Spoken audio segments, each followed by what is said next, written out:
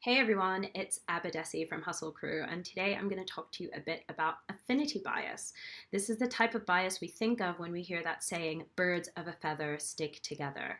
Essentially, as a result of evolution, we are drawn to people who are like us, and we actually prefer people who are like us in looks, appearance, and beliefs, even to the point where we dislike people who are not like us.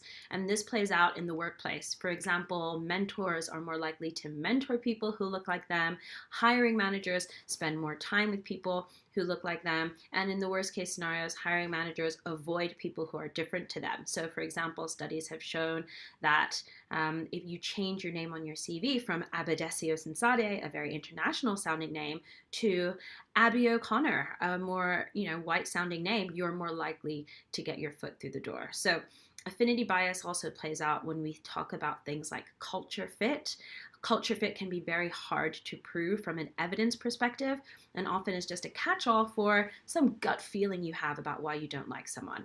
There's a lot of work we have to do as a society to challenge affinity bias because it is so prevalent. And ultimately, it comes from the fact that we have a lot of negative stereotypes about people who are different, specifically about Black people. So the majority of folks at work are white, and they spend their lifetime absorbing negative stereotypes about Black people, that Black people are criminals, that Black people are poor, that Black people are violent, Black people are aggressive.